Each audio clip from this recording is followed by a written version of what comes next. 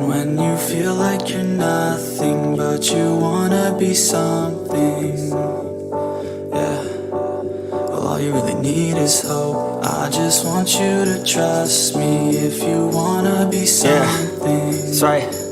Let's go. Yeah, when you're feeling down and you're out, like you got nothing but doubt, you're alone in the crowd, just trying to figure it out. All of this cloud and this money got you feeling left out. Listen up to me now, every word that's out of my mouth. Wake up, it's me. You're gonna follow your dreams, or are you just gonna be another cog in the sea? You feel the hope in this beat, yeah, the hope that you need to proceed and be exactly what you want it to be. I feel right and I'm proud, hype and I'm loud. I'ma shout all about how I feel in the now. Ain't nobody ever gonna try to change me till I'm dead, pushing up daisies. I'm alone in the crowd, I won't feel down. I got hope right now, and I know I'll be found. I don't really care just what all other haters gotta say. I know everything I do is gonna make them fade away, And when you feel like you're nothing, but you wanna be something, yeah. Well, all you really need is hope. I just want you to trust me if you wanna be something, yeah. Then all you really need is hope. Let's go, it's what you need when you're down, need when you're out. It's what you need when you're sad and when you feel left out. You feel an energy drought and then creeps out, but with a little bit of hope you can figure it out. Keep your head high even when you're down inside. Through the pain you fight and through the painful nights you keep striving, keep trying, keep driving, rising, keep thriving, surviving. Nothing's in your way but yourself, don't need nobody's help. You can make it through this hell, take it one step at a time, one step as you climb. If you fail you'll be fine, get back up to the grind and never lose sight of your mission. Be driven, this life is a prison if you don't have vision. You're in it to win it, so get it, don't miss it. Your chances now, so be something somehow. Don't let yourself down.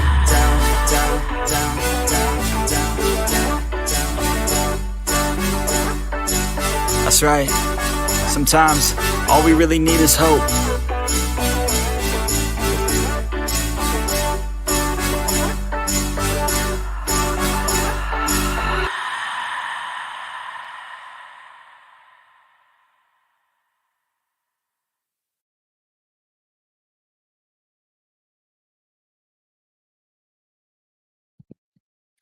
Hey, good morning, everyone. So good to see you guys.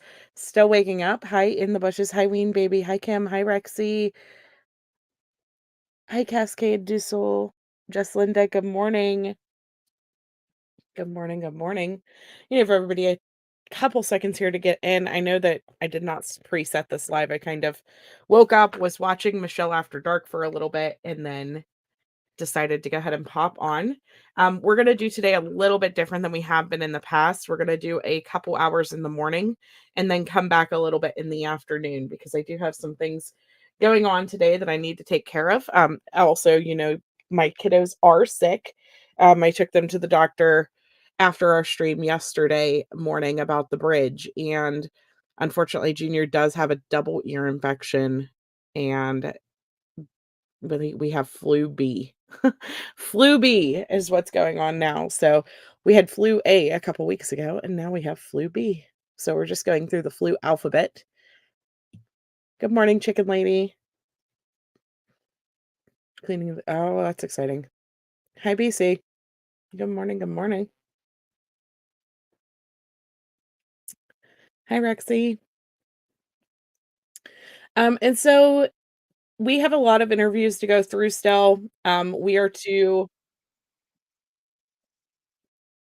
goodness, we have finished most of the stepdad and mom's interviews. We have some stuff to go over with dad. But one of the questions that we have constantly talked about is, why did Sebastian not reach out to his father if there was something going on in the house and he had to run away or wanted to run away because of the things that were happening to him, potentially any type of abuse, because he was sad, because he was mistreated, because they were making him do stuff that he didn't want to do, whatever the reasoning was, that would cause somebody to run away or to confide in somebody else outside of his family and go with them. Why wouldn't he have reached out to his dad? And a lot of us have constantly talked about and discussed that we thought, based off of the relationship that his dad presents in many of these interviews, that there would have been no reason that he wouldn't have reached out to his father. And so that was kind of the basis for a lot of people's questions as far as foul play goes.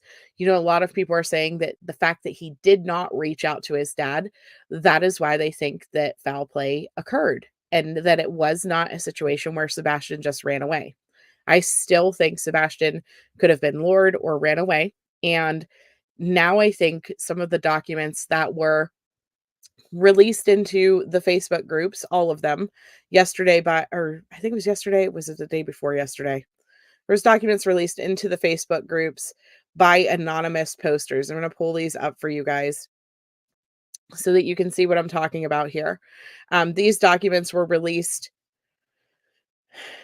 by anonymous members, and it has to do with, good morning, Cootergy. Hi, Amy in Boston. Vapor rub on a cotton ball in the ear helps. So you know what, Chicken Lady? She does not even have any pain. I was shocked. I was completely shocked whenever the doctor told us. I was going so that we could get something for her, their cough. Because, I mean, those of you guys who've been watching this channel for a while, you know that this cough has been ongoing. And it like goes away and comes back. And so I was going to get something for their cough. And whenever she looked in Junior's ears, she's like, she is completely like impacted with fluid on both sides. I was like, are you serious? Like, she's not said a word about her ears hurting. And Junior's really good about telling me, whenever she doesn't feel well and things like that.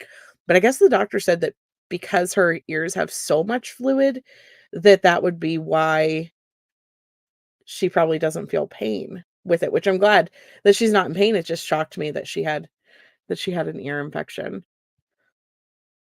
Yeah, your son has an ear infection, kid. Good morning, CL. I know it's early. I'm sorry, guys. I do have to get off earlier today. We will be back later.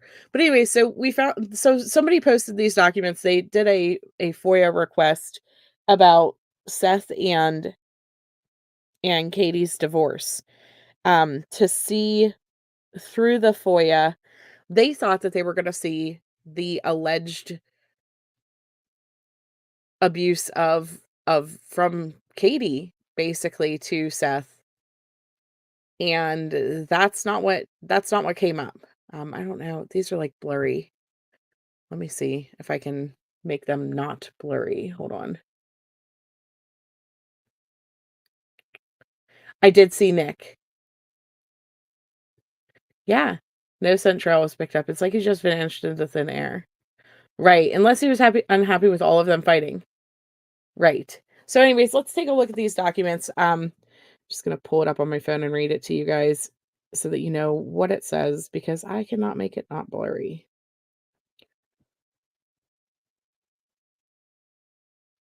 I guess I could go to the Facebook group and pull it up there, actually. That way you guys can actually see it. Let me get to it.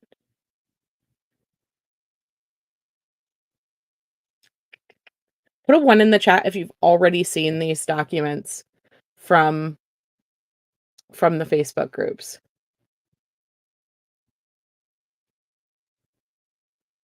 I'm curious how many of you guys have seen the abuse that Katie has alleged that Seth has done.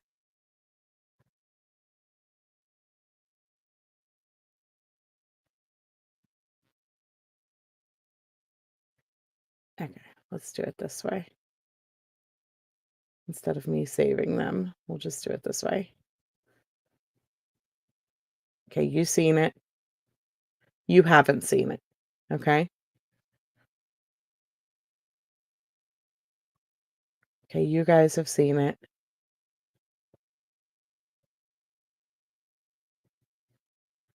So I don't know where exactly they FOIA'd these from. Now, keep in mind, before I read down through these, this is Katie's statement in the middle of some type of dispute, right? I don't know exactly which document that yes, this is about Biodad. This is about Seth, the Biodad. So this is statements that Katie wrote in 2016 about Biodad. And then Biodad's response is what we're going to read down through.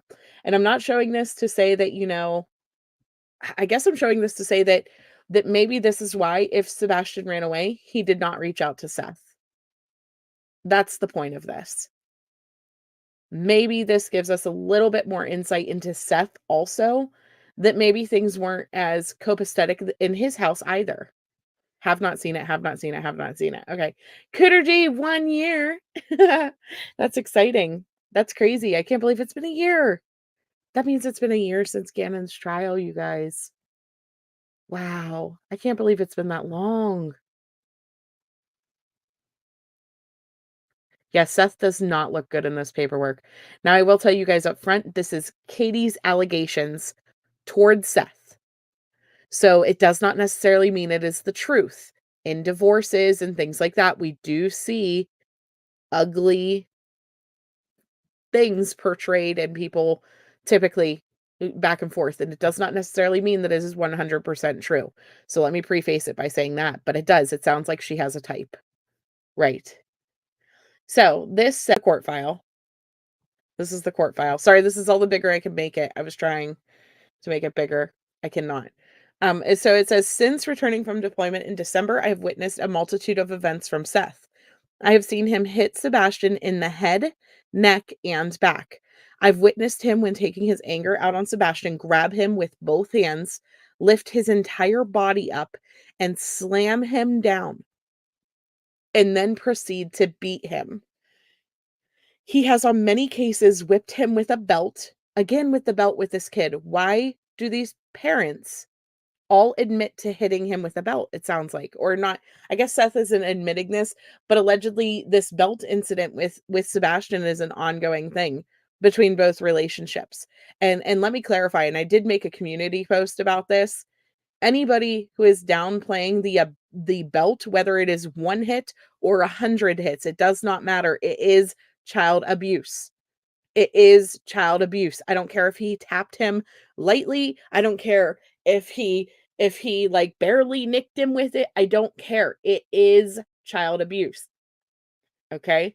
And actually let me share this. Just so you can see, I freaking screenshot it out of the thing on Google.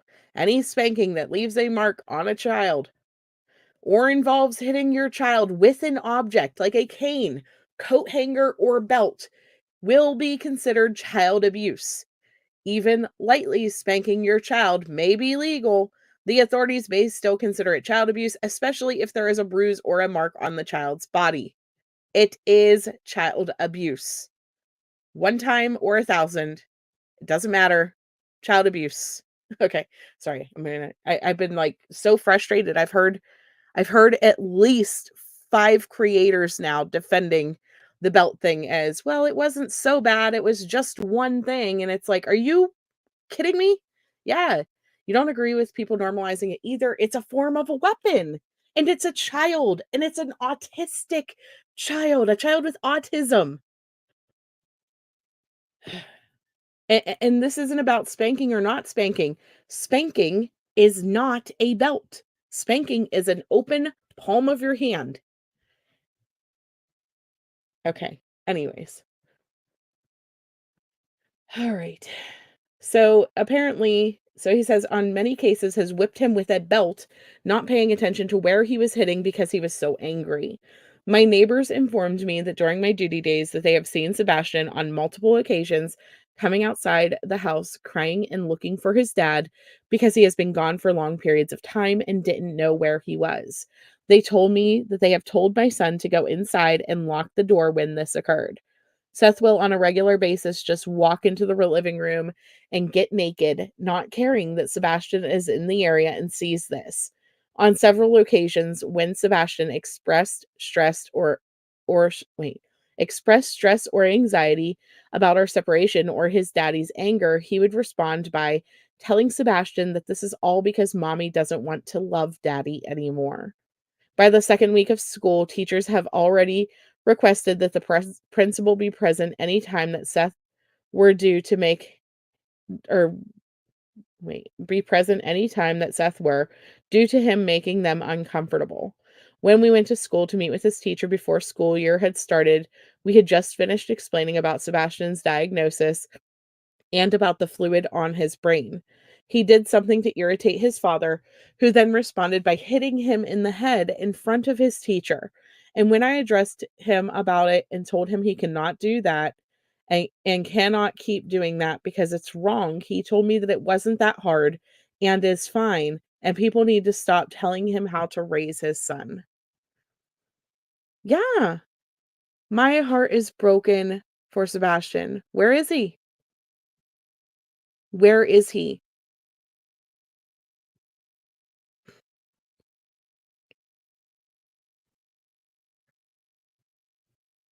What's the date on these? These are from 2016.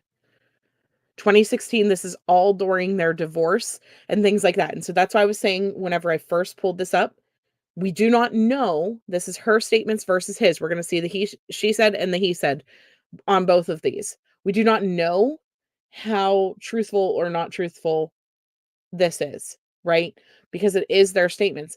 My only issue with this is we have never seen like a police report or anything like that where Katie has tried to um call 911 or anything like that during these alleged abuse events. Um and they also obviously have continued to let Seth see his child. He has continued to be able to have visitation with him throughout the separation. And so how the judge found these claims, it is what it is. Right, the case is making you want to run away. You can only imagine how Sebastian felt. Abuse does not have an expiration date, right?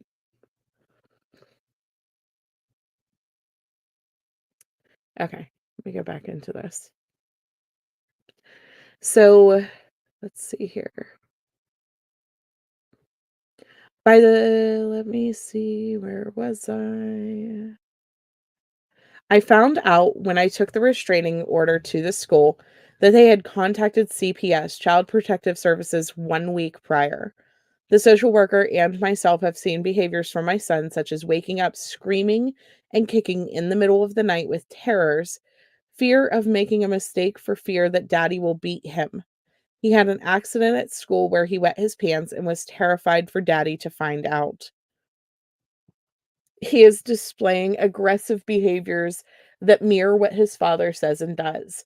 I've reached out to his doctor and am requesting assistance with therapy for PTSD in the light of the child abuse and to help my son recover from this. So we can't obviously access child protective service documents. Those are all private. And so we can't actually see that CPS report and like what it says or what exactly happened throughout those CPS reports to see if this is legitimate and true. But I'm imagining that she's not going to lie about a CPS report in a written document to a judge who can probably verify what she's saying. Um, I have spoken to his doctor, and a referral is in place for therapy to start as soon as possible to help him with this transition and to cope and recover from the trauma that he has been through. Seth has been monitoring all of my phone calls and will not allow me to speak with anyone, including my family, without listening, and he's been monitoring every text and call that I make and patronizing me to keep me from telling people exactly what has been going on, hovering over every call that I make. On June 5th of 2016, Seth was very angry and belligerent. He stormed out of the house and got into the Chevy Cruze and peeled tires out of the parking lot. Approximately 30 minutes, give or take later, he came back pulling in crooked and fast, jumped out of the car and ran inside the house, looking for his gun, stating that he was going to kill that ... My neighbor was over at the time and took a recording of him during that time. I responded that if he took his gun and tried to kill someone, he would wind up in jail and that he could not do that. My neighbor went outside and spoke to him, where he stated that someone followed him and threw a soda at the car. The soda was all over the outside and inside of the car, and pulled him out of the car through the driver's side window and punched him in the face. He said that he did nothing to provoke this and refused to make a police report after repeatedly being advised to call the police and make an incident report. He did not have markings, but was exaggerating his limp for approximately 5 minutes before walking normally again. I have also received multiple complaints at various times throughout the past 4 to 6 months from neighbors that he makes them feel uncomfortable because he's standing out front confronting everyone when they come home or watching them. My neighbor unit is in process of adopting and they have persons come to their house on a regular basis. I caught Seth approximately 1 month ago confronting the gentleman because he parked in his spot, telling him he doesn't care who the F he is and that if he does it again, he'll have to take his car and or have his car towed and beat his A. This was a social worker there to check their home, and he knew it. Attached are pictures of our son with marks left by respondent. I certify under penalty and perjury that the laws in the state of California are foregoing and is true and correct. So that's what she wrote, and then she attached these pictures.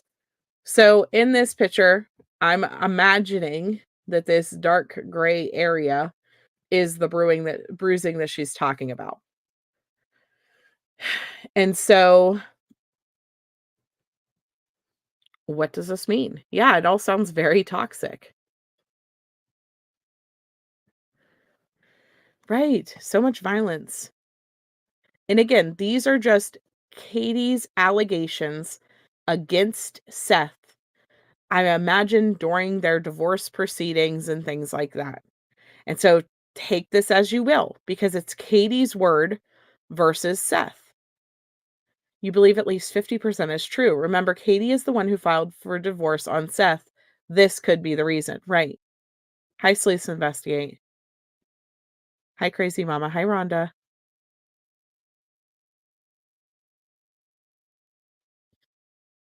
It's been 30 days, 31 days that he's been missing.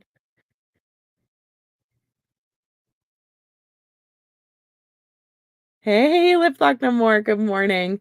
A voice of reason. I don't know. Yeah, seclusion works. Well, okay, so allegedly Seth did this.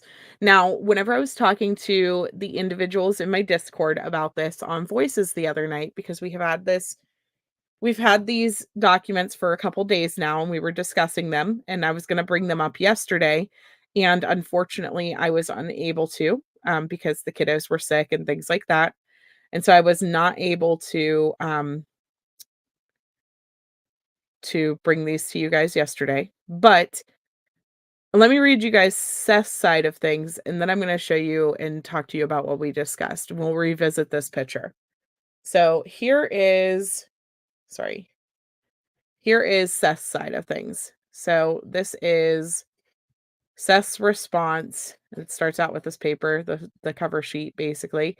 It does say that he had to turn in his weapons, which is normal because anytime that there is a protective order in effect, you have to turn over your weapons. He would have had to do that until the protective order was no longer in effect. So this is the cover sheet saying which weapons he turned in, basically. And this would have been done, like, while they were investigating and doing all the things. I don't know if this means that they were for sure enacted and that they did for sure do a cover letter, or I mean a protective order, or how long that protective order lasted. That's something we're still trying to zero in on the details for. So, good morning, B Tim. How are you? Good morning, Leo. Yes, I do have his response. That's what I'm getting ready to read down through. So this is his response. So Seth says, generic allegations of temper issues. They are false and not a basis for a restraining order, even if true. Generic allegations of drug uses. False and in itself not a basis for a restraining order, even if true. As a result of the baseless allegations, I respectfully request the court to deny Katie's request for a permanent domestic violence restraining order. In full, there is no basis for her claims, and she fails to prove conduct under the Domestic Violence Prevention Act that would justify a restraining order. The incident on August 28th of 2016. In her request for the DVRO, Katie claims that on August 28th of 2016 that I was being highly aggressive in my my mannerisms, and verbally watching her sleep. I yelled at her because she was not willing to beat her son. That is not true, and even if it was, it would not be a basis for a DVRO. What actually happened is on this day, I was having a difficult time with our son. He refused to do anything that I asked of him. I asked him to clean his room. He replied no, and that he didn't have to listen to me or do anything that I asked him to do. He told me I should apologize for asking him to clean his room. I attempted to appropriately discipline him by sternly telling him that under no circumstance should he ever speak to an adult, let alone his mother and father, the way he spoke to me. After this, Sebastian ran down the stairs to Katie, jumped in her lap, and started saying that he hated me and that he wished that I would leave and never come back. After Sebastian seemed to calm down a bit, Katie got up from the chair she was in and walked outside. Sebastian approached me and told me he loved me and wanted to live with me after all. After this incident, I was upset, but I was never violent in any way. Our neighbor was in the house and she said something about being uncomfortable. I told our neighbor I was just going to get some coffee and go outside to be alone. When I did, our neighbor followed me outside and asked me what was wrong. I told her how I was feeling and asked her to just let me calm down and compose myself. At no point did I act violently towards her or anyone else in the house. I never yelled at Katie because she wouldn't beat our son. There was never any violence, nor was there any threat of violence. In her request for a DVRO, Katie claims that on August 22nd of 2016 that I was being belligerent and yelling at her and our son. This is not true, and even if it was, would not be the basis of a DVRO. What actually happened on this day was that Katie and I were arguing about how we were going to proceed with our divorce. Our divorce has been filed, and we were still residing in the same house, which created tense situations. Although we argued, I never once acted violently, and never once did I encourage her to beat our son as she alleged in her pleadings. During our argument, I left the residence and slammed the door, but her claim that I broke the door is false. The door was already broken before I slammed it. Again, there was never any violence, nor was there a threat of violence.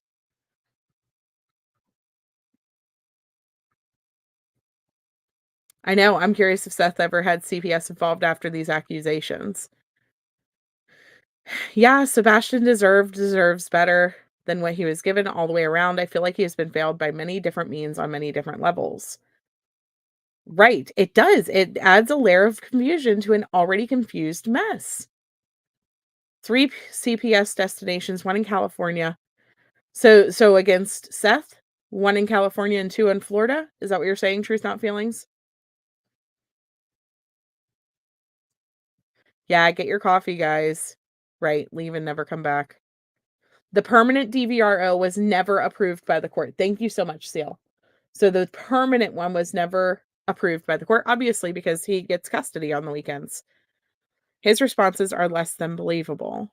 That sounds like the excuse, I got a black eye from hitting a doorknob, right? Yeah, the he said, she said will never end. This is how it goes with all these cases. But here's the situation. So we've been wondering, why wouldn't Sebastian have called his dad? If he had to run away or wanted to run away from Katie and Chris because of their whatever the heck is going on in that house, depending on which interview you listen to and which creator that you're listening to, right? It just adds to it. Like, this kid was growing up in such a toxic environment in many households. And this is not to say that Seth continued to remain like toxic or abusive or angry or violent or any of those things. We don't even know if any of this is proven to be true. But it does kind of give you a little bit of insight into how things were before him and Katie separated. Now, once him and Katie separated, he very well could have been much happier and calmer and things like that. And as Sebastian got older, he could have learned to like mellow out and just see him as his son and want to make him better and learn and all those things that he has described to us, right? That father-son relationship that is ideal and key. I know relationships change as children grow. However, yeah, he became a deputy sheriff, right. Maybe he was just as scared of his dad, though. Right, Nicole. That's that's my thing. Maybe he was just as scared of his dad. And so here's my thought process. We've all been thinking, why lie? If you did not cause Sebastian's disappearance, meaning they did not kill him, they did not unalive this child, right? Why lie? That's something that we have continuously said. Why have multiple stories change? Why try to leave out so many details of the actual day of his disappearance? Why does it seem like everything has been so inconsistent? And then we were talking in the Discord the other day, and it dawned on me kind of it's because all three of them, Seth, the Proudfoots, all three of them, like, did not want all of this abusive nature of Sebastian's past to come out. All three of them did not want the truth of what type of parents and what type of living situations this kid was actually going through on a likely day-to-day basis, allegedly, right? We don't know for sure, but all three of them knew that Sebastian had reasons to run away, in my opinion, right?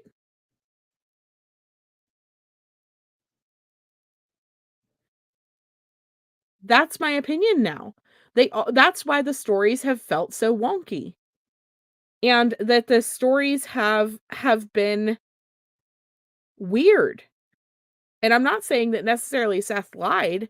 I'm saying that I'm saying that the reason that the parents haven't really come out straightforward slinging mud at each other and everything's been kind of like weird and nobody's calling out the inconsistencies except for Robin, who's calling out everybody everywhere. Um it's been weird because nobody wanted anybody to know that Sebastian has gone through stuff like this, maybe?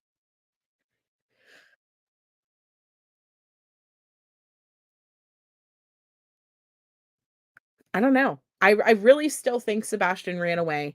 I just feel like these documents show us, okay, in 2016, how Sebastian's life was. Did this continue beyond 2016? Did the parents constantly fight? Still, I know they present themselves as if they're all co-parenting so well. Are they? Can we trust or believe anything that they're saying as far as their co-parenting, as far as like how happy everybody was? I don't know. I don't know. And again, this is he said, she said documents. We don't know where the truth lies in these documents either. But I can understand now, if there is truth behind these documents, why Sebastian could have ran away and also not wanted to go to his father's. And then here's the other side of this. He was supposed to go live with Seth in May.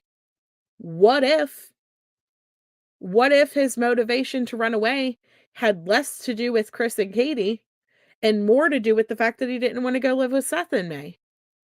That's something I feel like we need to consider at this point. That's something that I feel like we need to keep in mind.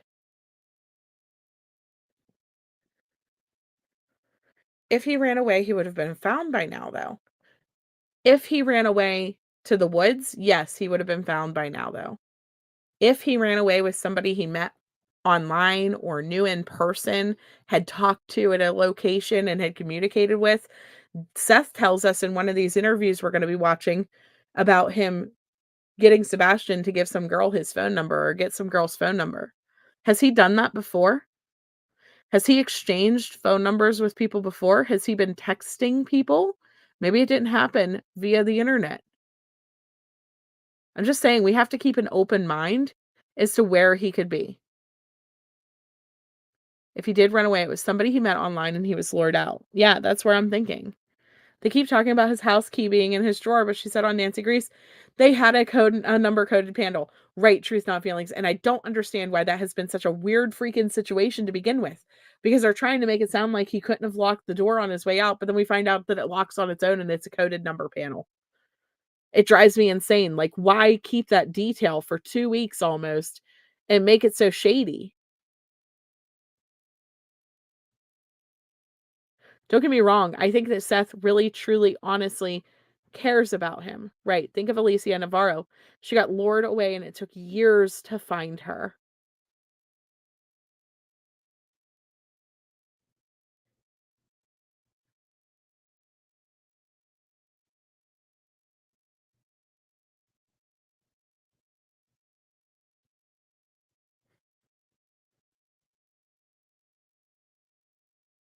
Yeah, we'll get to the Nancy Grace interview soon enough. We're almost there.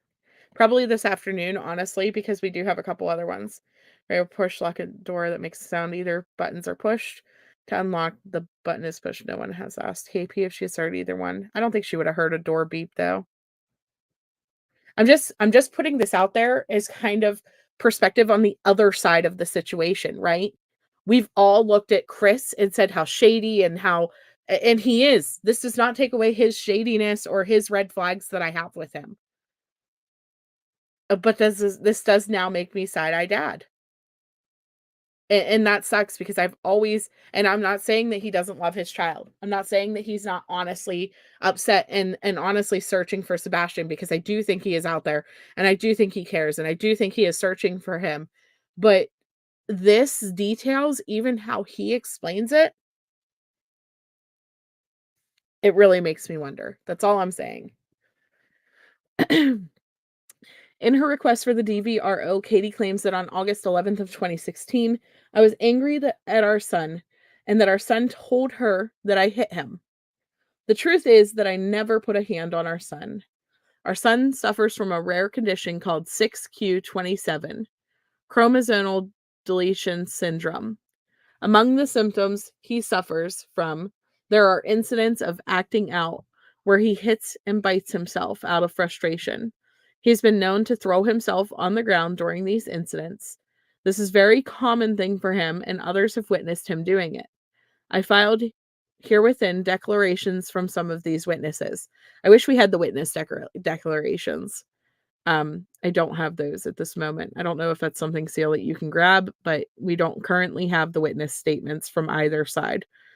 So on August 11th of 2016, Sebastian suffered from an episode in which he hurt himself out of frustration. I told him that day that if he cleaned his room, he could go swimming. I asked him if his room were clean, and he replied it wasn't. I told him he couldn't go swimming until it was clean. So Sebastian reacted by flying into a rage, screaming and hitting himself, biting himself, and trying to throw himself on the floor. I reached out to catch him before his head hit the door frame. At no time did I ever hit him or display any violent actions to him at all. It should be noted that Katie never called police. Katie never took Sebastian for any medical care as a result of this alleged incident. Neither did he, for that matter, right? But his point is, if he beat Sebastian that day, wouldn't have Katie took some type of action if that's what actually occurred. Katie never took any action whatsoever consistent with a parent whose child has been abused. Katie's allegations that I abused Sebastian in any way is completely false.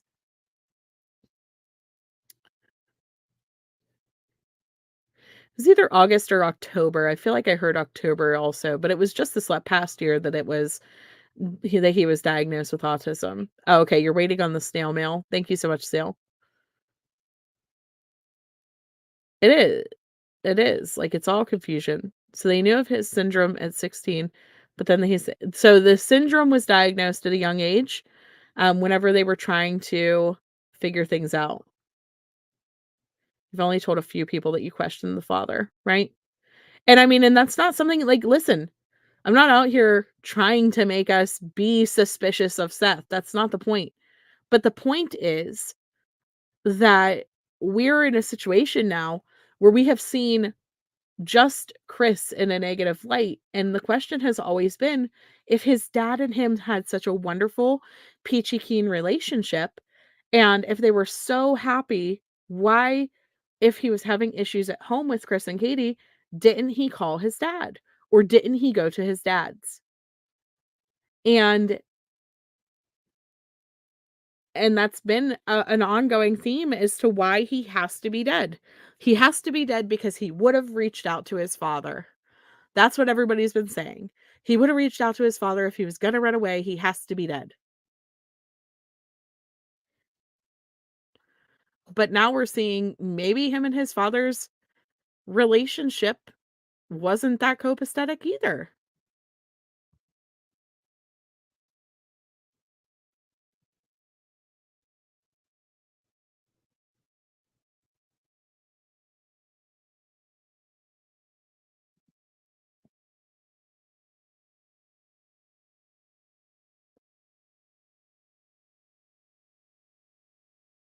You know? Maybe there's more to it. Nathan, gosh, I hope not. So if he didn't punch him like he was accused of, he just reached out to keep him hitting his head. Say that over in your head a couple of times. Sounds like an abuser's excuse. You didn't want him to hit his head, yet you're being accused of hitting him in his head as young as 7 years old, right? Right. You will say that Katie's accusations, as I read them, do not match Seth's responses. I agree. The reports are weird. This is what was posted. Seal did send for the actual documents. That's what we were talking about. She sent for an actual copy because since we are not there in person, since we're not in Tennessee, we can't get the hard copies without being in person, without waiting on snail mail. So she is waiting on snail mail for the actual documents. And once we have all of the actual documents, I will upload them for you guys so that we can see. This is just what was posted on Facebook. Crazy Mama, welcome back to the family. Thanks for coming back, hon. Katie's letter to the court was only filed in her file. You had to use a laptop. Ugh, that's so frustrating. Did they not drop the link for you?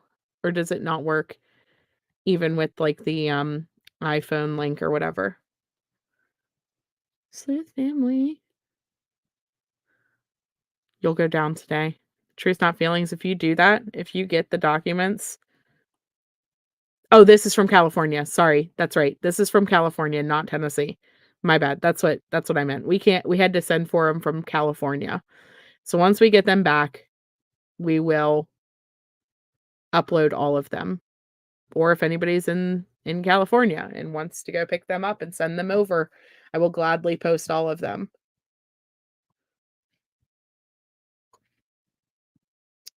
Seth isn't lying about the neighbor being there as a witness. Yeah, filed in California. Sorry about that. No, we have to wait on snail mail for a lot of cases, Truth Not Feelings.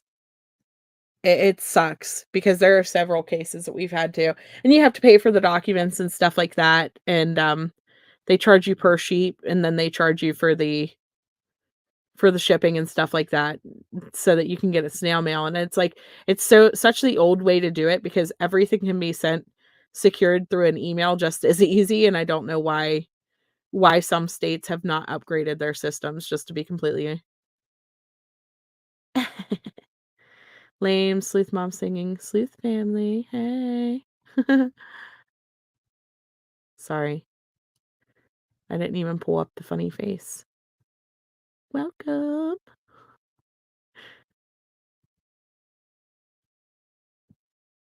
Ah, who got it? Gifted membership. Who'd it go to? Go Bulldogs. Congratulations. Amy in Boston, thank you so much. Thank you, Crazy Mama. Oh, Nicole's a member too now. That's awesome. You guys are awesome. Yes, it's because they lived in California and she was seeing Chris in California while trying to divorce Seth. So we've heard debatable things about that, right? We don't know for sure that that's what happened. that's been a he said, she said type of thing too, where we don't know where the truth lies. And I think the important thing is, like I said, we're trying to figure out which statements do we believe or not believe? Which things have been consistent from interview to interview, from claim to claim, so that we can understand more what actually happened that day. Where did Sebastian go? What did he actually have access to? Who could he have actually been talking to? Where could he have gone? Like, I wish that we had the video game usernames. I wish that we had any email accounts that may have been linked to anything that he was on so that we could do those searches and things like that for what games he could have been playing, what databases he could have been in. And I know the police are doing that. But that also explains why whenever they were being told that cadaver dogs hit, that Sumner County and TBI instantly were like, "That's nothing to do with Sebastian's case," and did not respond. They may already know that he had communications with somebody, and they may already be trying to track down IP addresses. They may already be trying to track down where he could have possibly went. It took them 6 months 6 months to track Kaylee Jones. It takes time for that data to come in. Okay, let me finish this. So it says Katie's generic allegations and temper of drug issues. In her request for a DVRO, Katie claims that I yelled and screamed at her with balled fist and makes vague allegations that I do drugs. These are both untrue as set forth.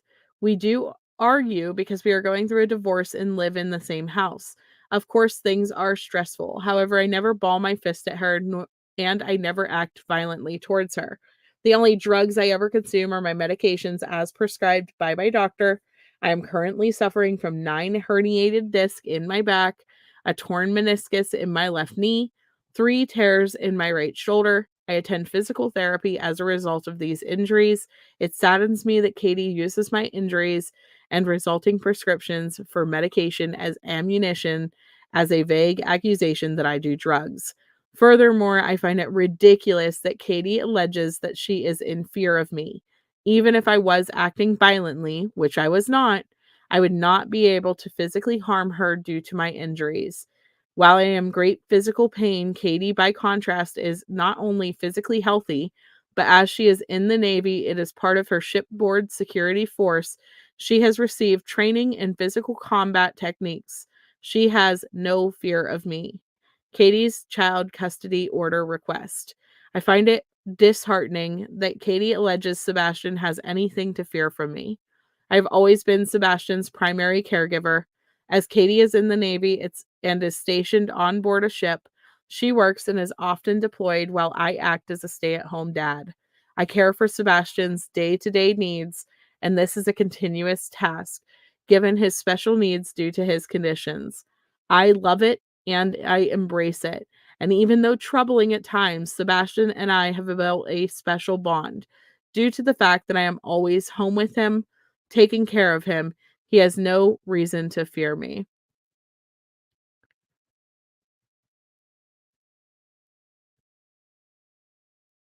Katie's real reasoning for filing her DVRO request. I believe Katie only filed this request for DVRO in order to gain a tactical advantage in our divorce, and specifically to get me kicked out of our marital residence. As stated above, our living situation was quite stressful as we are going through a divorce process while living together. However, I believe Katie knew she would not remove me from the home without staging a domestic violence incident. This was totally unnecessary, as I know we cannot live together any longer, and I am willing to move out without a court order to do so. I also know she did not want me to have equal custody of Sebastian, so the DVRO is an attempt to ensure that I do not see our son. Now, can I see this taking place, like false statements against somebody just to try to win over the courts? in a custody type situation? Absolutely. Guys, it happens every day. It happens every single day where people allege things that are not true. But the question is, whose statements do we believe? Do we believe Katie's? Do we believe Chris? Do we believe a little bit of both? Who knows? Right? We have no clue. We have no clue, especially not seeing all of the paperwork. I would love to see the witness statements and who the witness statements are from. Hey, Joy, thank you so much for gifting Sleuth Mom memberships. Yay! Who got them? I totally missed it. Georgie, welcome. Hi, Some Beach. Welcome to the family. Daddy's baby girl, welcome back. Illusions and Christy. That's exciting. Welcome to the family, everybody. Whoop, whoop.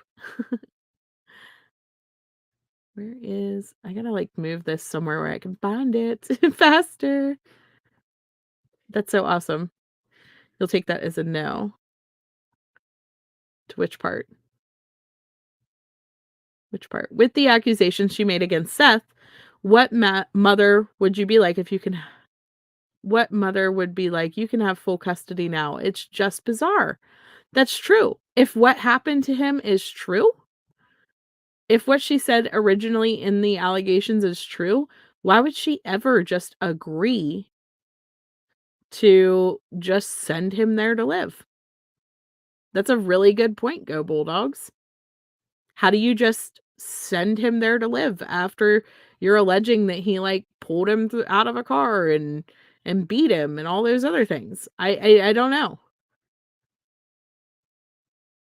And so that's why I said, like, since the beginning, right, we have no clue where the truth is.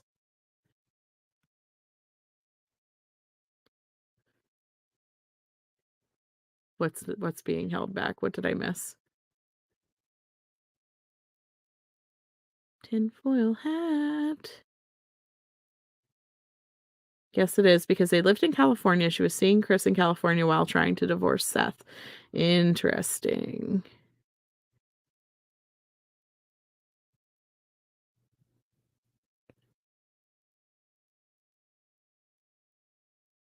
Katie definitely has a type, right?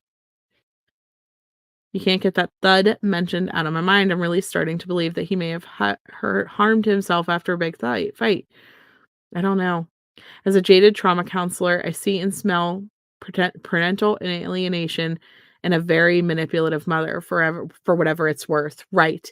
And she very much so could have been trying to manipulate the courts. Very much so. Again, you know, why would you then agree a few short years later to just let him just live there? Has anyone seen the page that Chris and Katie had on? No, I have not seen that. What is that? No. Is it... I don't know if I wanna... You know, it's being held back and not showed yet? What? I don't... You ran away once, and my mom left me sitting on the steps. When I tried to go home, I was around 6 years old. Oh, wow. That's crazy.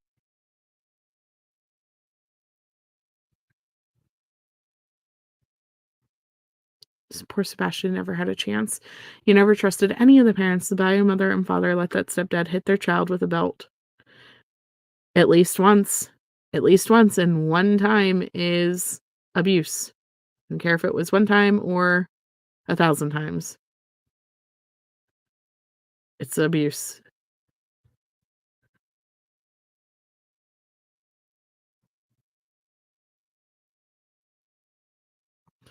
Yeah, if you believe Katie's DVR request, then you believe that Katie willingly left her very young son with a violent abuser, right? Just wanted to show everything out there, right? That's the point.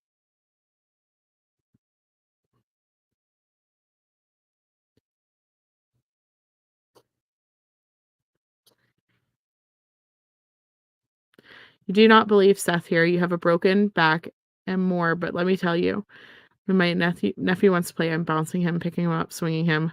We're going on that trampoline. I know. My sister has a broken neck, and it's amazing the things that she does. Like, it's been broken since she fell down the steps while she was pregnant. She was trying to walk out of the house with a crock pot and fell. She's going to a potluck, and she fell down the steps, and, she broke her neck, and since she was pregnant, they couldn't treat her. They couldn't, like, do anything to fix her at that point, and so they're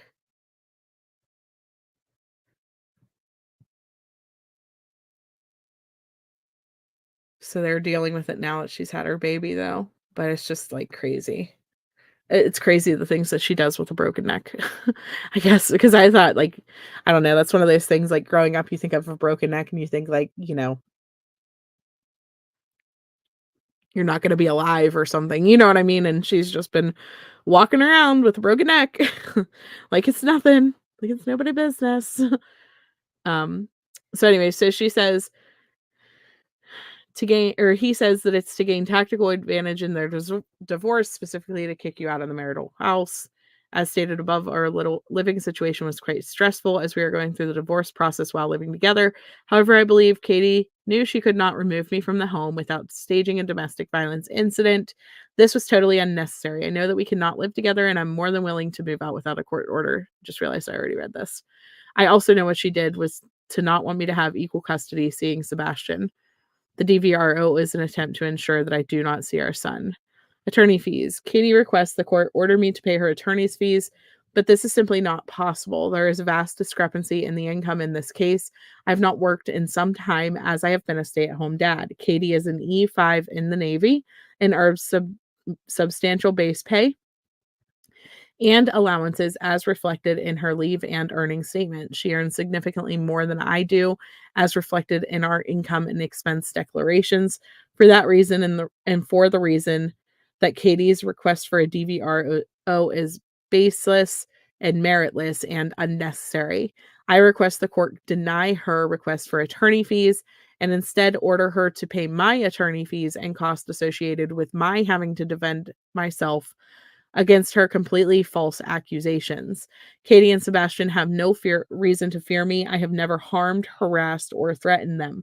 Katie's request for a DVRO is simply a tactic, and she is using to try to get me kicked out of the marital residence and cease my contact with our son. Respectfully request the court deny her request in full. I also request the court order Katie to pay my reasonable attorney fees to defend against her false accusations. So here's a thought that I just came across my mind. If in this allegations it's about money, if he got custody of Sebastian, she would have had to pay child support and maybe even alimony because she was the earner throughout their relationship. So that's something to keep in mind too, that there was all other motivations also that could have led to her lying on these documents. So we just really don't know where the truth lies. You're a bit surprised that a man with such injuries can become a law enforcement officer, right? You had 2 back surgeries and ankle reconstruction. You was at the trampoline place jumping with your 3-year-old in the past 2 weekends. The body is amazing. It's crazy how people can do stuff. It is. It's very painful. Right. You either believe in corporal punishment or not. There's never just one incident. Never. I agree with that.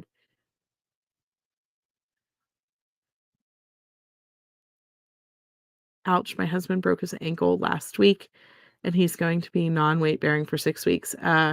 Geez, I hope he heals so fast. Music City mom. Ocean broke your uncle's neck. He's a C6 quad. Do we know if Sebastian took meds to sleep? So she does say in one of those interviews that there was medication at night or in the morning and at night. And so that kind of is weird to me because he would have been tired that evening, I would assume, depending on which medicines it is. Right, but the other channel said they could not say what Sebastian was prescribed due to HIPAA, which is ridiculous. I agree, Sluice, with that. Everybody eye rolls, I think, the HIPAA statement. But then again, I don't think that it's our right as YouTubers or people on social media to know what Sebastian's medications are. I don't think the general public information that can be accessed by every single person in his life, like on YouTube, we don't his friends don't all need to know what his prescriptions are.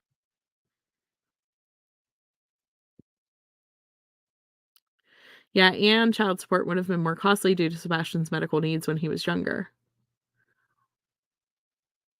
I wouldn't say that, especially yeah. I think if he would have gone out and had a seizure or starved to death, that we would have found him. A mental collapse plus autism, a complete and total mess. There's so many things that could have happened. You have a nephew with the same diagnosis. He takes a stimulant in the morning and just melatonin at night. See, that's the thing too. It could have been something like a melatonin or vitamins or who knows? We don't know. That's true. You agree with what I'm saying? However, in a life or death situation, what his friends think don't matter. Yeah. So I don't know. We're gonna get into the interviews and stuff like that, but I did just want to show you guys whoops, those documents and then going back to this picture. So what I was going to tell you guys are the thoughts on this picture is let me get up his missing flyer. So somebody in the Discord actually pointed this out. So where the bruising is on this picture, if you look at Sebastian's missing flyer from TBI, let me see if I can find it real quick here. Just too many pictures posted of him at this point. No, just kidding. I mean, that's not a bad thing. So somebody brought up, let's see if I can get a full-size version of it. Here we go. So the bruising on this photo here, under his neck like that. So Seth is saying that Sebastian did this to himself. And Katie obviously took these pictures saying that this is abuse that Seth caused to Sebastian, this bruising under his neck. And Seth is saying, no, he punches, hurts, harms himself, on a regular basis. So somebody pointed this out. And this could be lighting, this could be shadowing and all those things. But on the photo that TBI is using for their flyers, you see this dark, like, shadow area underneath his neck. And again, it could be the lighting, it could just be who knows. But you do see like a dark shadow area under his neck on this photo. And if these are injuries, if this allegation of this injury is caused by Sebastian and whenever he self-harms himself, it's in the same area that he has shadowing of some sort caused by something under his neck here. Does he punch? Well, maybe not punch himself in the neck, but does he pinch himself and do different things like that? Is that like an area? Does he grab his own neck and like pinch type of feeling? Yeah, it looks like a shadow from his chin. However, there are yeah, right. There are much darker. I'm not saying that all of it, like obviously there's some shadowing from his chin. Like you can see the clear shadow line come down, but it does look like there's darker areas.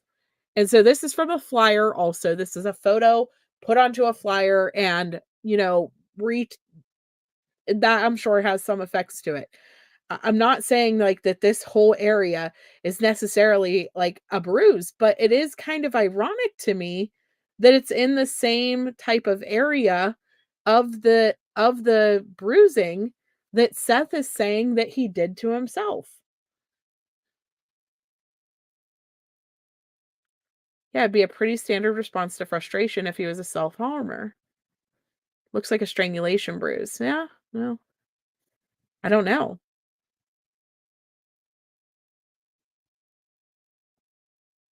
So that's something to keep in mind because this is from 2016. This photo is from 2016. Right, it might be his calming thing to pinch himself. Your cousin is autistic, and he used to squeeze his hands a lot when he got nervous or uncomfortable. So Junior does this thing where she rubs from her ears down to her neckline. Like she'll sit there and she'll rub from her ears down to her neckline whenever she starts getting worked up really bad. If she's crying or fussing or whatever, or she rocks, right? She rocks, she stims a lot and does things like that. But one of the things that she does is just rubs on her skin and pushes. And sometimes she has red marks that will go from her ears down her neckline because of that. And so I'm wondering, you look at this and then you see this shadowing on this picture kind of underneath his neck.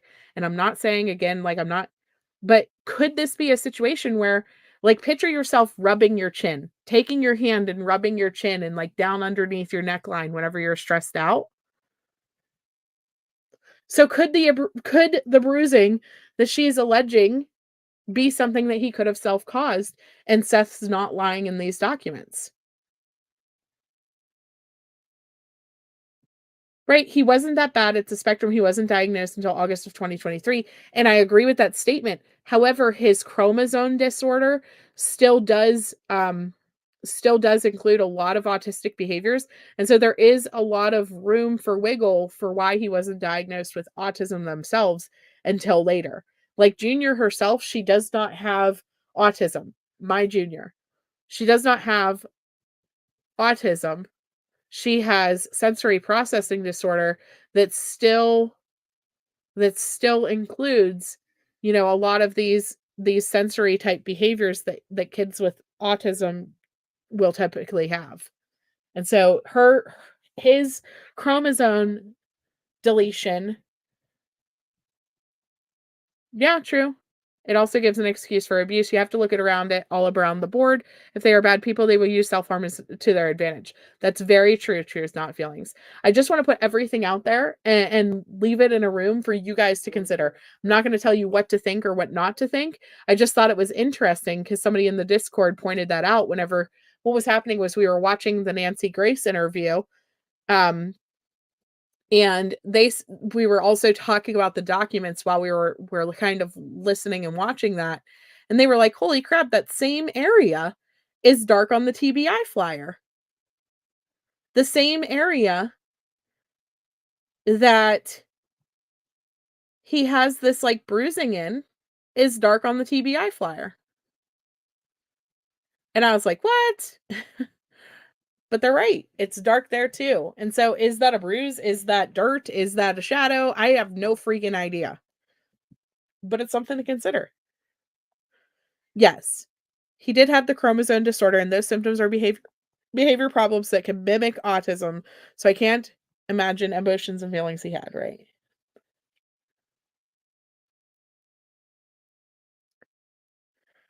You can't get out of your mind how all 3 parents, it was said in the first interview, got together and coordinated interviews. Yes, Nathan.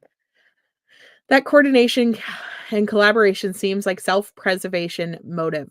And so I was talking about this too because of that statement. And whenever I said about, like, things just the red flags and, like, the weird statements and details that they will or won't give or whatever, and, like, how things are just they're off. But could this be it? Could all of them have, like, agreed, like, "Hey, I won't tell about abusive type situations in my house," or point fingers at you for the abusive type situations in your house if you don't talk about the abusive type situations in your house and my house, right? Like don't tell on each other to the public. Ain't nobody need to know about our previous CPS investigations. Ain't nobody need to know that we've had previous abuse claims and things like that. Let's just get a story out there. And I can agree with that to a point, right? But all of this plays into why Sebastian could have potentially wanted to run away. All of it.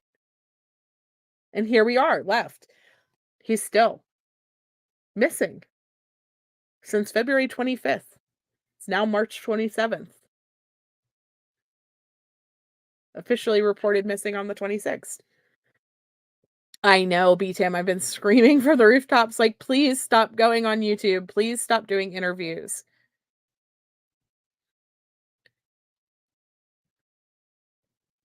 Yeah. Your granddaughter has a condition called Phelan-McDermid syndrome, which has autistic symptoms, right? Yeah, it's shady. It's shady. So they said in the document 6Q. Hold on, let me get back to it. He names it in his responses to her.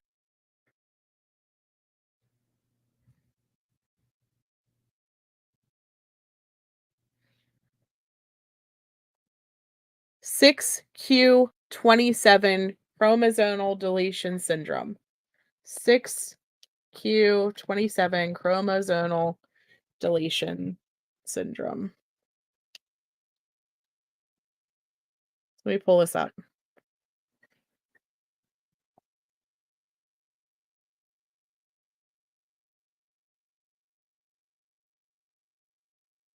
Okay. So what is this? This is nih.gov. So it says the terminal. mm, Hold on. What we got here? So this is chromosomal 6Q27 deletion syndrome.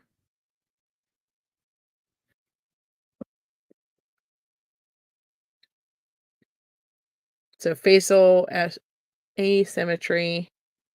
This is the fluid on the brain that she was talking about, that Sebastian has fluid on his brain. Let me see.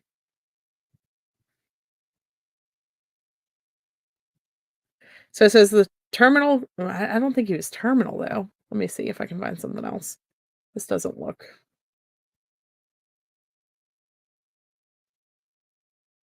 Let me try this one. I don't want to go to like a case study. I want like an actual. All right, here we go. Let's try this one. Oh, I totally had the flyer in the way. You guys should have said something. Oh, man. Okay. So it says the effects of 6Q is a rare syndrome that can result in a spectrum of phenotypes ranging from normal intelligence and minimal clinical symptoms to severe neurological defects and developmental delays. The most frequent clinical characteristics include developmental delays prior to and following birth, as well as intellectual disability, brain malformations, and facial dysmorphism. These clinical characteristics may not be correlated with the size of the deletion, as many cases have been identified with either minor or major deletions.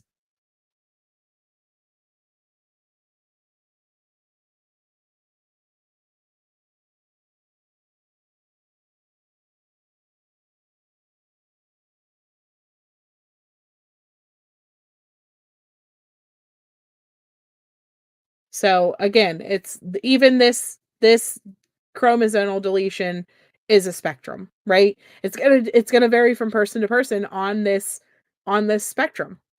And so we don't know how high or low he was. Obviously not very high, because he's able to function for the most part. He has some stuff going on. Hi, Farkio. Yeah, all parents be like, if everybody's quiet, no one will get hurt. Nobody say anything about all this stuff.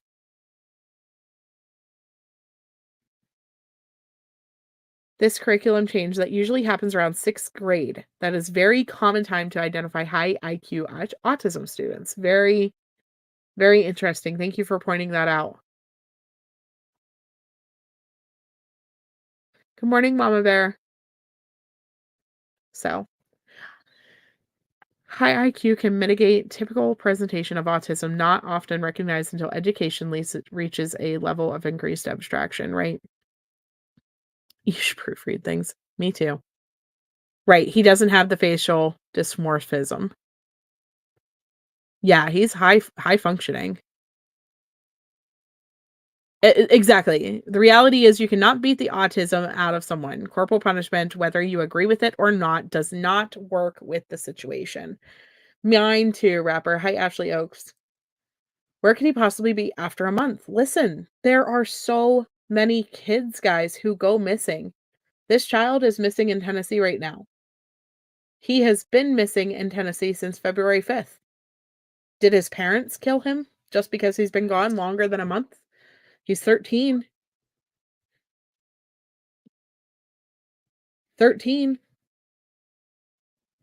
Where did he go? I don't know where these kids go, man. They just go places. They just disappear. This is a 14-year-old. He's been missing since October of 2023. How many months is that? Does that mean that his parents killed him?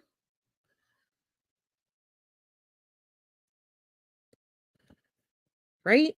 Like, here's another one, 14. She's been missing since August 3rd of 2023.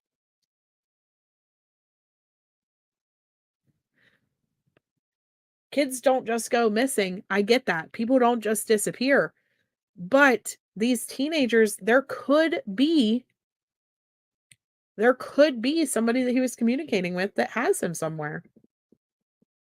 Doesn't necessarily mean that he continues to be there on his own free will. I know, where do they find food and shelter? So scary. Those 3 were all from Tennessee missing. And there's plenty more, trust me.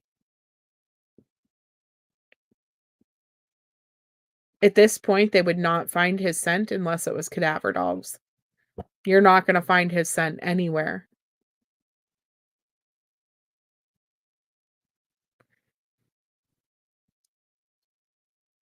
All right, let me pull up. So we got, let's see, I think we're to the labs interview.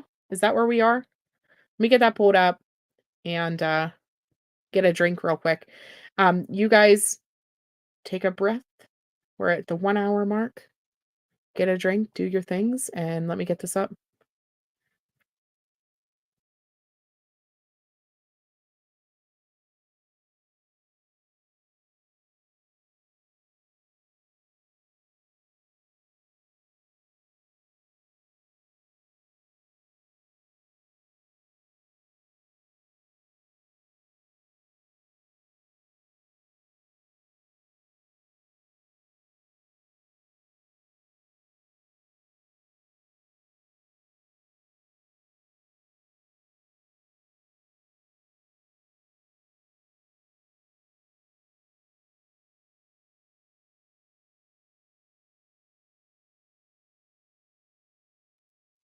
I lied. There's actually a interview with JLR that he does before the lab interview. So let's watch that first. So this is JLR investigates. Let me get you guys his link. And we'll take a look at Seth's interview with JLR. You wish this was a hoax for a money grab at this point, Sebastian. As a sweet boy, I agree. So let's investigate.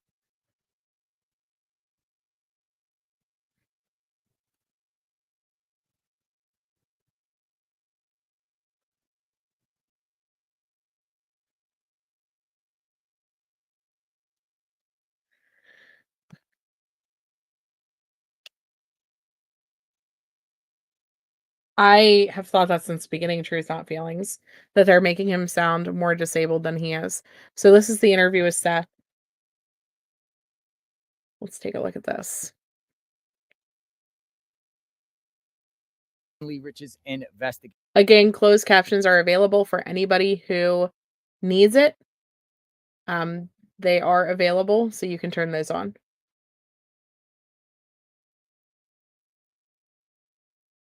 I am at the Natchez Trace State Park, Tennessee. In front of me here, I have Seth Rogers, the father of missing 15-year-old Sebastian Wayne Drake Rogers. Sebastian, 15 years old, has been missing since February. He's been reported missing since February 26, 2024. He has still not been found. It's been over 3 weeks now. I have Seth here in the center in front of me, the father of Sebastian. On the left, I have Jaden, a volunteer, and on the right, I have Mr. Jones. And we're out in the park today. Seth, how are you? How's everything going? Tired. We're here at the park here. What's going on at the park here? I'm hoping that somebody listened to me and I told them drop my son off. There's not a lot of cameras here, and it gets a lot of traffic. So I figured I'd drive here and do some searching. Yeah, and I've been out here all day with you. Yeah. You've been searching. What have you been searching here? Share. Everything. I mean, any type of back road, whatnot. I've been through the the fire tower. We went through there. We've been down to by the lake. We've been through all the campgrounds. We've gone through almost every one of the lodges. We went through the shop that doesn't open till spring. We've been through every abandoned building we come across. Everything. Just trying to find him. Look, a lot of people don't realize this, but JLR has been in communication with Seth since he hit the ground. Seth has asked him to go to these searches and asked him to video the searches and things like that. And so, I know that there is a lot of opinions about YouTubers being on the scenes and things like that. But whenever it's something that the dad has come in and asked you to do, I mean, are you supposed to say no if the parent is asking you to? I don't know. All for it. So this location here is between Memphis and Hendersonville. Sebastian was reported missing at his step-parents, around his step-parents' home in Hendersonville. Why here, though? This is Sebastian's father. This is Seth. The man in the middle is his bio dad, Seth. The Chris Proudfoot guy who's been interviewing on a lot of channels, that is his stepfather. Which, yeah. Well, that one child, he was autistic. In 13 days, he walked 200 miles. 13 days. We're twice that now. So it could be 400 miles from here. Nothing can be ruled out. I gotta find him. I mean, I'll do whatever it takes to get him. I need him back. You actually took off work? Still off of work. I haven't come back.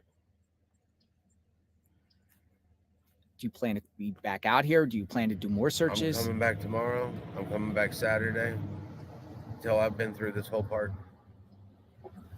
And you got some volunteers with you. We have Mr. Jones and we have Jaden. Talk to Jaden first. Jaden, what's going on? Just trying to find him. Just trying to find him. Member of the DCSO family.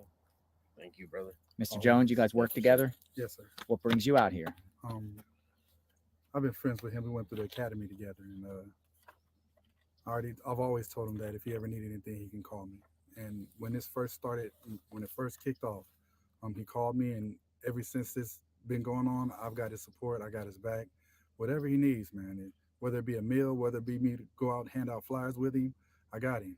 You've done that with me too. Yes, sir. All of Franklin and Bellevue. Bellevue. Good. Yeah. And I keep on doing it. Anytime you need me, man, I'll be here. Till I get my son back. Seth, what have you been going through each day since this happened? Day really hasn't ended. The day started. It really has started Sunday when I went to work. And when I got off of work, it just hasn't ended. There is no the next day. I catch a nap. And I just keep going. He's somewhere. I gotta find him. You have an army of people, both in person and online, that are praying that Sebastian is found alive or praying for a resolution. You have a lot of people out there, and I personally see it, supporting you and trying to get answers. I appreciate everybody. I really do. Keep your heads up, your eyes open. Please pass out flyers. Everybody. One person, 5 people. 5 people. Each do 5 people. I mean, and we can get this from coast to coast. Keep his name out there. Keep his name out there. Keep his face out there. As long as we continue to look, there's always hope. If you see something, don't question it. Just call 911. Call 911. Call 1-800-TVI-FIND. It doesn't matter if you're in California or if you're here in Tennessee, Florida, Ohio. It doesn't matter. He If could you be see anywhere. something, say something. You want more volunteers to come out and help, or are they It'd willing? be wonderful. The more people, the faster we can cover this. Is there a way people can get a hold of you in reference to communication about setting up searches, or if people want to know where to go, where can they go? Facebook page. And That's your best route. Because I'm not on social media. I don't have any social media, but people on there reach out to me. The Facebook page that would most likely directly get to Seth. And it's 2 exclamation marks, finding Sebastian Rogers, 2 exclamation marks. That's the easiest way to get information to Seth, is through that Facebook page. Where else do you plan on searching? All the way to Jackson, Tennessee? Yeah. Like in parks, side of the roads? Everywhere. On the side of 40. I mean, any route from anywhere. Hendersonville to Memphis. We're going to keep searching. You know, when I left Clarksville and headed this way, I was searching all the way down here. Same here. Everywhere I go. You know, you're on your way to work, look for him. You might see him. Call in. Print out flyers, put them to any restaurant, business, grocery store, anywhere you go. Ask if you can put up a flyer. Just need to keep his face out there. Hand out a flyer to anybody that'll take it, everybody that'll take it. Keep handing them out until we find you. We are supporting you. We appreciate everything and praying for a resolution. Thank you for volunteers. Thank you. And I appreciate it for keeping his face out there. we'll definitely do that on JLR Investigates. Appreciate it. I'm going to show the viewers the search, what you've been doing throughout the day. Hopefully people can come out and help and make a difference. Thanks. You're wonderful. Thank you. Thank you.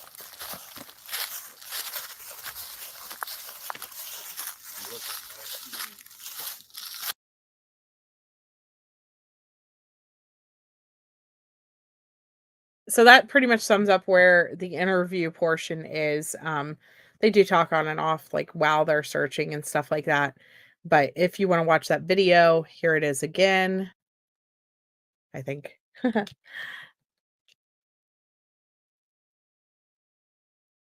There it is again. So one thing I do want to show you guys before we go to the next interview on the lab is Tracy Ann True Crime, formerly known as Chasing Truth. Tracy Ann Chasing did make a video. It's about 5 minutes long. We're going to watch this. It's about the United Cajan Navy. And I know that there is a lot of back and forth about which group is which, and which ones are 501(c)(3)s, and which ones are good, and which ones are bad, and all of those things. And so she does make a video clarifying who the United Cajan Navy is, as well as their 501(c), as well as all of those things. Now, it does not necessarily mean that I agree with what they're doing. I was in Michelle After Dark this morning before I came live. Michelle After Dark did a video, and she kind of shows some of the issues with the searches and the things that are going on, and why it's an issue with how they are, the perception of what they are doing. I know from looking through the Facebook group on the United Cajan Navy's post about the searches for Sebastian, there are a ton of comments about the fact that the searches have been canceled each day and things like that, and they're not actually showing up, and they're not actually doing what they're supposed to be doing according to whatever people are feeling like they're supposed to be doing, right? I don't know. But so here's the video she made. I'm going to give you guys the link for this if you want to go watch it again and share it again. This is mostly clarifying who they are and that they do in fact have a 501(c) and things like that. And the difference between the Cajan navies, because I know that that's been a topic of a lot of people's conversations. So this is Tracy Ann True Crime, formerly known as Chasing Truth. So let me show you guys this. And I hope she's okay with me playing this. but fair use of time. Okay, it seems that my post has confused people. United Cajan Navy. See the website right there? Hold on. Todd Terrell. Search for Sebastian. This is the page I'm talking about in my community post. Watch. United Cajan Navy. Who we are, blah, blah, blah. Okay? Registered 501c3. Nonprofit. Okay? Here is the nonprofit number down here. EIN, right there, 825013897. So I'm showing this mostly to clear up the difference between the United Cajan Navy and the Cajan Navy and Cajan Navy 216 and the 30 other Cajan Navies that there are. Like, there's so many. They do have their 501c number listed. So anybody saying who's not that they're not a 501c, like, it's just incorrect, right? Here is the proof that they are a 501c. Now, does that mean that necessarily I don't know. I'm not even gonna surmise what that means or doesn't mean, but this is the proof that there is a 501c, that they are a 501c. So anybody who's saying that they are not a 501c and that they are not, you know, collecting donations above board or whatever, this is the proof of the 501c. That's it.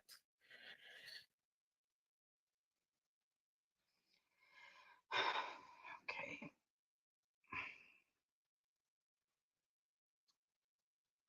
Eight two 501-13897. United Cajan Navy. From their website, right there. Same ones that are looking for Sebastian. Christopher Terrell is the president, then Brian, then Robert, right here. Who funds them? Tells you there. They're required to fill out a Form 990 because they're a nonprofit. This is an article. There are 32 groups with the name Cajan Navy in their titles. 16 registered under various Cajan Navy names. Okay.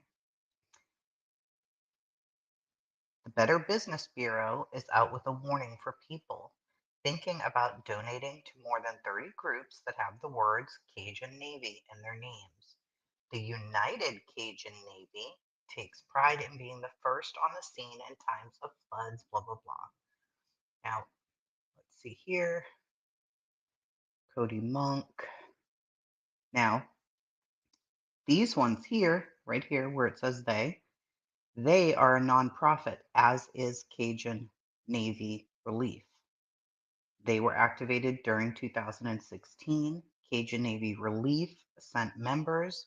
Now, there's Cajan Navy Relief, United Cajan Navy. They're all different. That was the whole point. They're all different.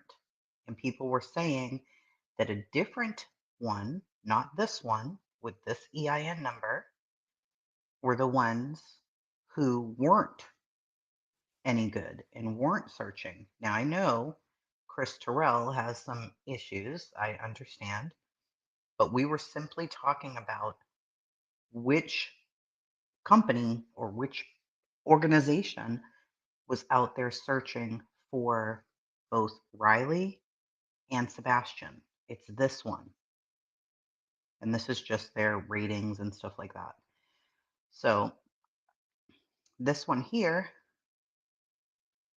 501-3897.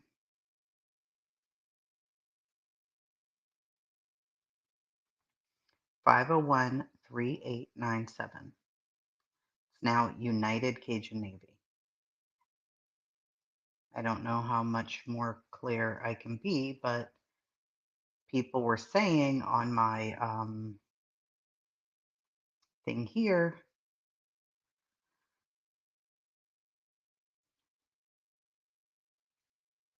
that this is the wrong one. Please do your due diligence when donating because there were more than one out there with donation links. Then on this one, Facebook post bashing the United Cajun Navy. I'm sure because a YouTuber was told to kick rocks, and stating they have high salaries and misuse funds. It took me about a minute to look them up. This is the organization searching for Sebastian. They don't get salaries, which we just saw. And if you look at their Form 990, you can also see that. And then I put these articles underneath, circling the EIN number so that people could look it up for themselves.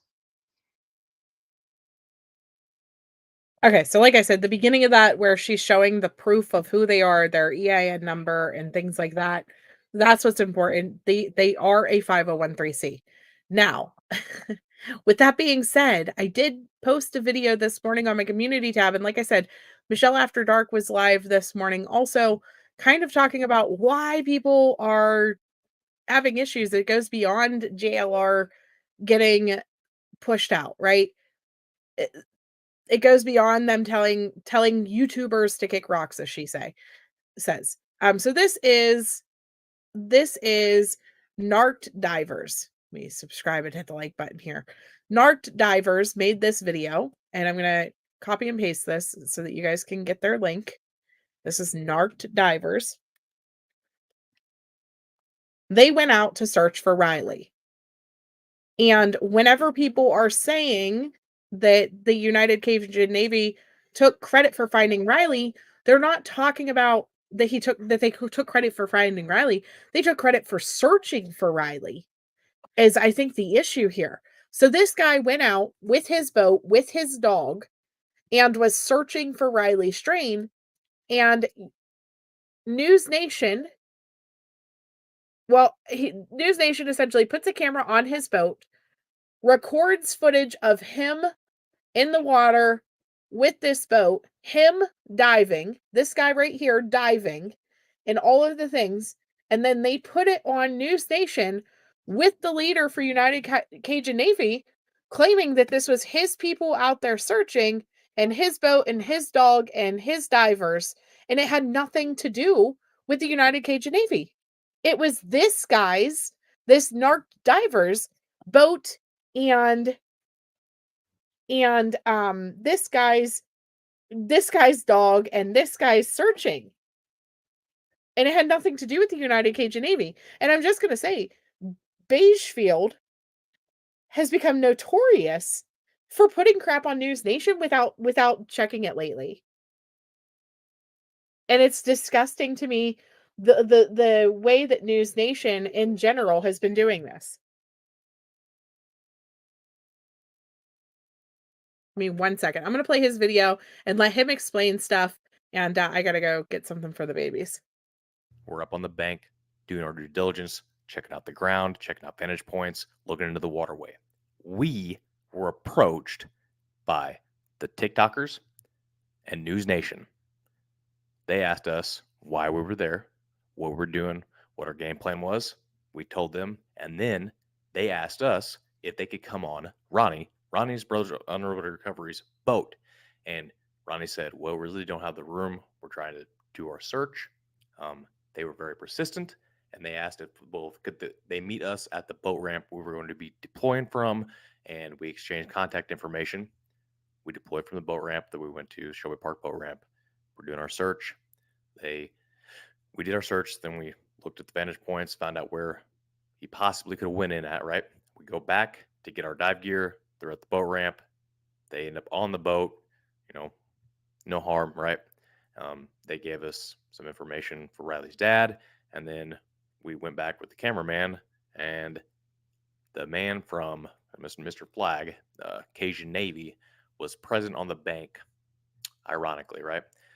He was not there the entire morning when we were there, but, he could have been anywhere else, right? So just an uneasy feeling that we got. So I'm just going to play this clip from a different news company or news station. We have several watercraft. That's Flag from Cajan Navy, right? He's saying we have several watercraft. What you're seeing is the cameraman from News Nation. You got Ronnie operating the boat. You got the K9, and Integrity Canine Services, correct? And then they're filming this, portraying this as it's Cajan Navy. So as they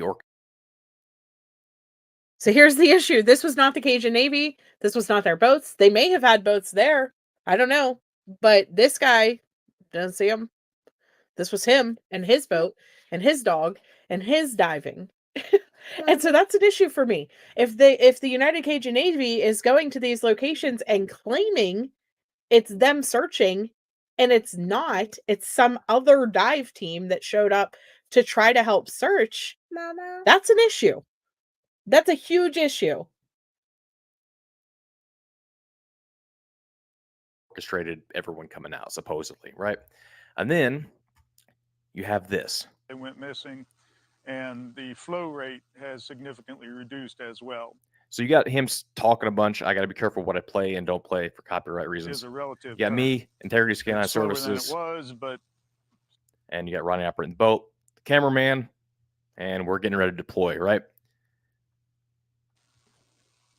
Well, that's my next question. When you say that the river's down, is that helpful? Because there's presumably more embankment that you could. So they go on, a spiel, yada, yada. And they go on. And then she says, I'm just looking at the pictures of divers in the water. I understand divers, started, plural, diving right? Saturday. Where do you even begin diving? Like, what is it? It's kind of common sense on where you would start searching and diving. And then she says, why would you plant that flag? The flag is there so I don't get ran over by a boat for the second time of my life. It's not planting a flag. That flag's for me so I don't get ran over. It's kind of common sense. They found the debit cards, credit cards right there at the location, right? So we just want to clear the area because we're not getting any hits on sonar or with the dog. She goes on to ask him some questions that he can't answer about the dog, about me, or about Ronnie and the boat and what we're doing there, why we would plant that flag. And the entire time we're there, you got News Nation, Cajan Navy planting all this information, and they're just running with the story, running with whatever. And then we all just thought, oh, well, it is what it is, correct? Just let it be. Yeah. Beige field, what are you doing? If they're claiming it's them and it isn't, you wouldn't be donating. Right. And so now you got JLR calling them out. This is what he shows next for showing up to Sebastian's, and they're standing there talking and kicking everybody out. But then the people who turned up for the search, let me go to the search page. This is the issue that people are having. The people who turned up for the search are in the comment section of their post going crazy because once again, they weren't there. They were turning everybody away who did show up, and they weren't, then they called it off completely and didn't notify anybody. That's where the issue lies. So this one. So they're calling off the search. We're no longer collecting donations. You know, they asked for all of these different things that they would need for while they're searching. That's typical. That I can understand. They didn't show up, and then people in the comments, which if they're still there, let me see if they're even still there, are like, we showed up, nobody was here. Look, most of the comments are deleted. That's hilarious. Maybe it's just all comments. Hold on.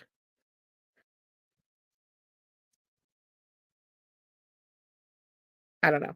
I gotta find the comments. I'll pull them out. I'll screenshot them. I'll show them to you guys. But there was a ton of comments like going on and on about how, you know, once again, nobody was there. Nobody notified them that they weren't going to be there, that there was no search going on whenever they attended, and different things like that. And so that's the issue, right? It's not just because the YouTubers were sent away, but there was actual people showing up to search that were the issue. But then they also took credit for being the boats in the water in the search for Riley, and it wasn't them on two different news stations. Channel 4 News, the president was standing there talking to them, saying about their boats in the water and stuff like that. And then on News Nation, he went on and you know, wasn't the thing, right? And so that's the problem. They may be a verified 501c3, but that doesn't necessarily mean that they're above board. Yeah, you're sick of the misinformation and lies. And so that's, yes, they are a 501(c)(3). Yes, they are an actual organization. Yes, they are saying that they are there to search and things like that. Is searching actually happening? And is it actually them searching whenever you do see people? Because the boats that you seen in Riley were not them, apparently. So that's a big issue. That's a big issue. So I don't know. But let me go to the next interview because that's not even what we were here for. Actually, it's almost 10 o'clock. Yeah, he said he posted on Facebook at 8 a.m. ish. Right. Both stations should do a redacted story with an apology and give proper recognition. They won't, though. And even if they do a redacted, rephrased story or whatever, it's not going to matter because whenever it comes right down to it, the initial story is what people see. Rarely do people ever go back for an update or a corrected information story, right? You put out the wrong information, it's out there. Even if you issue a um a statement retracting it, nobody's going to see it. Nobody's going to see it. Yeah, but at the same time, whether we think they are a scam or not, I mean, does it really matter? Praying that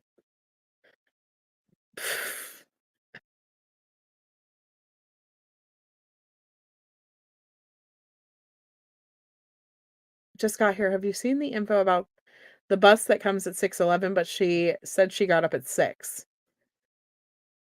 Wow. And his bus would have been there 11 minutes later? That's Does she normally drive him, though?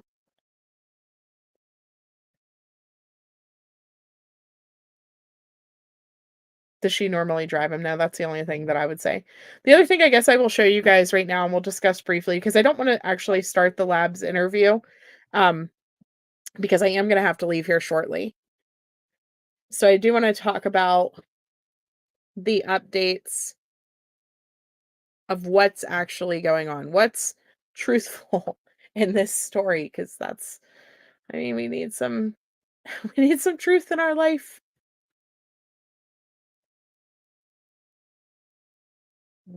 It's not working. Hold on. Oh, snap. My link's not working. Let me go back to Nick's.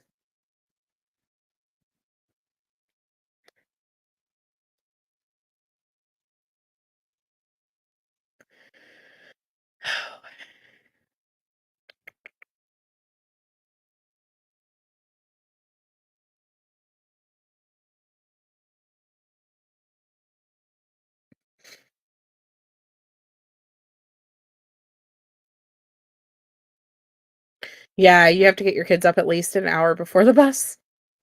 He rides a different bus. Okay. So he has probably like a solo bus.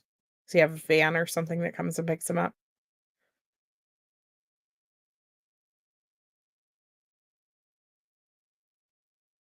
Yeah, 6:11. The school's so close to their house, right? It's like right there.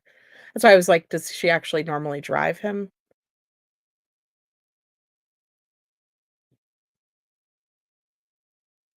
Right. Why would it come at 6:15 for a high school that's a few miles away and doesn't start until 7:30, right? You got asked about this case. You said it's Summer Wells with a higher tax bracket. It really is. And now we know that 'cause some of the people were saying would Summer's case have been this crazy if they were had a better home or if the Wells were richer or if they were cleaner living and things like that. Now we know no. Now we know no. The speculation will still run rampant. The accusations will still be there just as much, whether they are a well-to-do family and put together and have a nice home, or whether they are poor as dirt and living in a rundown shack in the woods. Um, that's probably the best explanation I've seen of that chicken lady, honestly. So this is from Channel 5 News. This is an update that they did. It says, I wanted to know how authorities were still looking for Hendersonville teen, and they showed me. And so we're going to play this video and take a look at this map that they show. Remember when I said we need to screen for colon cancer? You think the cases have been made a bigger deal than normal because of the parents talking and not making sense, right? That's it. I mean, it's still Tennessee. It's still TBI. And the parents are still all over Facebook. They're all over Facebook, all over YouTube, all over the interviews. And it still just doesn't make sense where he went. Kind of like whenever Dawn and Candace said that Summer would never go out of the yard or away from her swing. She would never walk through the woods. She would never do any of those things. And then later they said that she would run through the woods chasing her brothers on her four-wheelers. It's kind of similar to some of the different misstatements in this case, because they're like, he would never have access to social media or online. And then we hear that, well, he actually does play video games online and stuff like that at his dad's, and he does have some access to the internet, right? Like, it's just, Summer could have not been kidnapped or taken from her home because she never runs in the woods, but then we found out she runs in the woods, and she could have potentially been kidnapped, right? I still think that Summer Wells could have been taken. I still think that it could have been similar to like an Athena Strand situation where Athena just walked outside and bam, the FedEx guy took her. Still a possibility in Summer's case. Just like it's still a possibility that Sebastian could be missing because he was talking to people online, or because he had a friend nearby that lured him out, or a predator that lured him out, that had him leave, that had him go to a better life, right? To a life that wasn't filled with parents fighting and belts beating him, abuse, child abuse, right? Stuff like that wasn't existing in this perceived life that he was going to go live.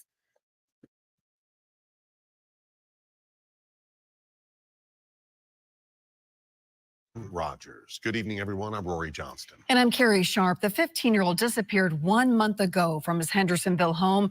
And since then, there have been few updates from authorities. The case is certainly frustrating, and we know it's impacted the entire community, which is why we're committed to sharing the very latest with you, including what's still being done now to find Sebastian. Our Nick Barris was granted full access to the Sumner County Emergency Operations Center to find out, and takes us inside in this exclusive report.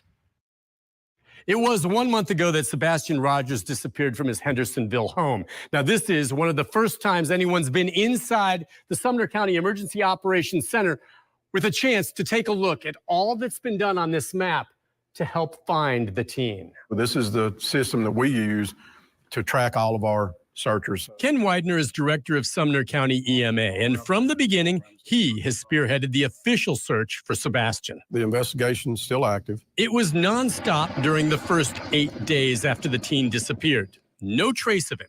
The professional search effort has since been scaled back, though Widener appreciates volunteers who continue to look following their own leads. I'm not going to beat up psychics and things, but we've got to vet what we do before we do it. Widener's I mean, they are extensively searching.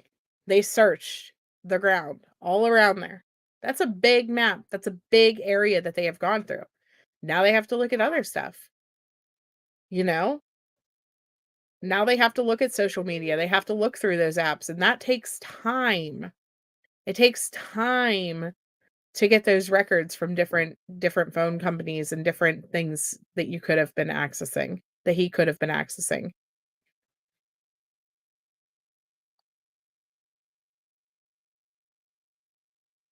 Yeah, technically alien abduction is possible also, but right, what's probable?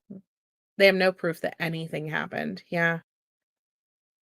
Where are the family photos of him from this past Christmas? Most photos show he looks younger than 15. Does that sound like a police department that would run away people, that would run people away for no reason? Hi, Dina. Good morning. says they follow up credible leads from law enforcement. And anytime the sheriff's office indicates or TBI indicates where you've got an area of interest that we need to search, we go. We're ready to go. And this sophisticated mapping system in the emergency ops center shows they've been busy. There's a report of bones found, and they go. Fresh bones. We checked that out. It was. See, you're saying no scent outside his house shows me he didn't even play in his garden.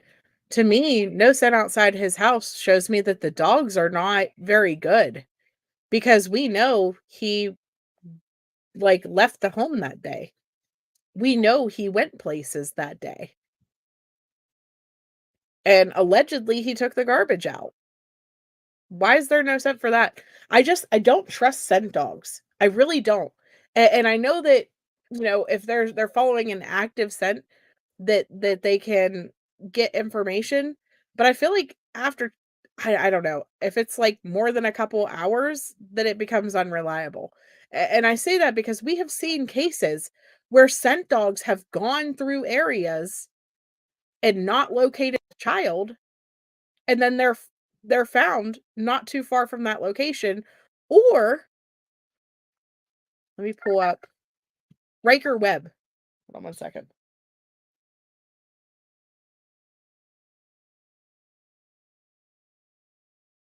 Deer bones. Divers and spelunkers have been deployed to area ponds and sinkholes. The white dots are caved and they've all been searched. Also, they've looked in every storm drain within a half-mile of Sebastian's home, and some have wondered about the home itself. The house was searched at least 10 times. Dogs? Dogs, yep.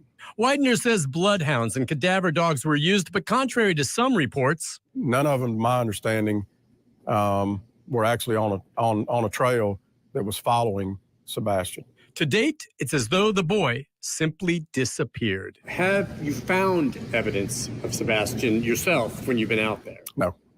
As busy as this map is, I'm told there's still areas to be checked to look for Sebastian Rogers, and no one is giving up. In Sumner County, Nick Barris, News Channel 5. It is such a mystery. To date, Sumner County EMA has deployed more than 1,400 trained search personnel to look for Sebastian. They continue to work this case each and every day. Tips can be called into 1-800-TBI-FIND.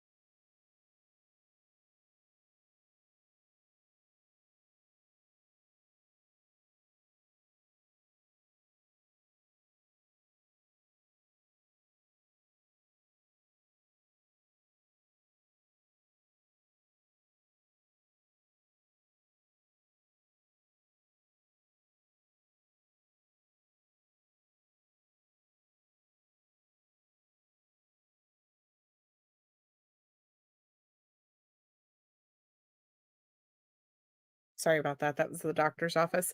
Okay, so here's what I want to pull up, and I'm going to show you guys something. There is a little boy that I covered. He went missing and was found alive about 2 miles from his home.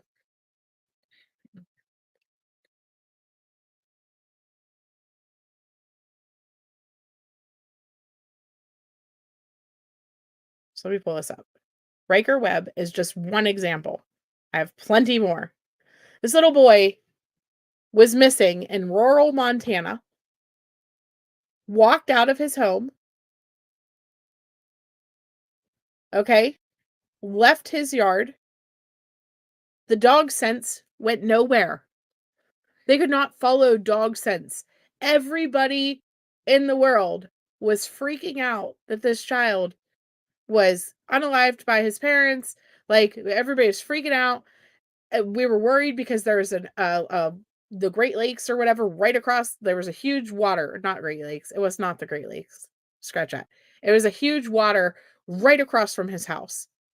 And we were freaking out that literally it was across the street that he went into the water. They found him safe. Was it 2 miles away? After 2 days, they found him safe inside of a shed, zipped up into a lawnmower bag where he was, like, keeping himself warm, basically.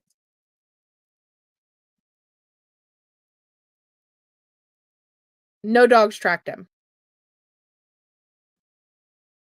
No dogs tracked him. Why? Why didn't the dogs go directly to the shed where he was? He left his house, he walked away. Why didn't the dogs go directly to where he was?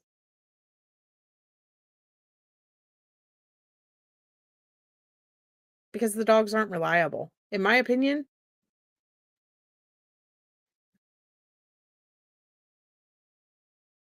Children do not just disappear. Her first interview was that Sebastian ran away. Now it's that someone has abducted Sebastian. Right? Which one is it, Katie? Yeah, sorry, guys. Yeah, it's crazy that he was found, period. But they found him right there. He was right there, that close. But the dogs couldn't lead them to him. Why? Trying to look for the other one.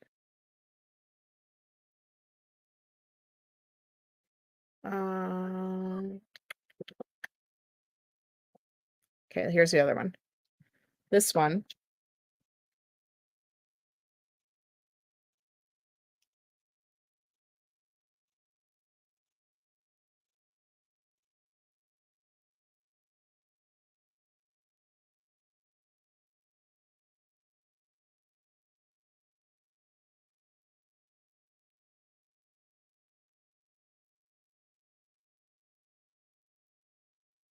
So this one, this lady went missing. She was a teacher who parked her car in New Orleans and went missing, and the scent dogs could not track her scent. They eventually found her wandering, like, completely out of it, basically. Or they found video footage of her wandering around and stuff like that. But again, why couldn't the scent dogs track her scent? To find out where she was. They knew the area she was in. They were looking for her. Texas EquuSearch was involved in this one. They had helicopters out. They were searching the water for her. All the things. They eventually found her alive in New Orleans. Why wasn't she found right away? Right? There's so many different ones.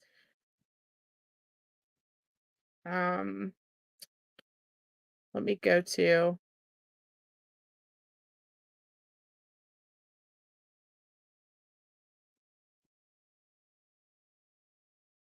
this one.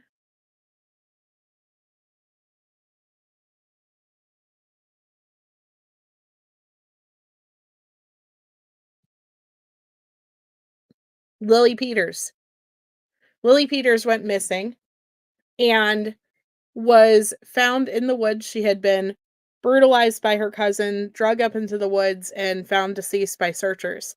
They knew the area that she had been riding her bike in. Scent dogs went out to look for her. Why didn't the scent dogs find her in the woods deceased?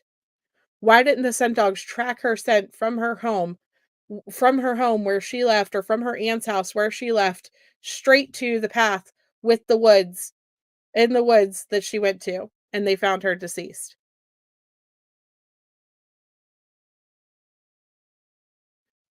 Yeah, justice for Lily. Scent dogs did not find her. Random family members who were searching found her.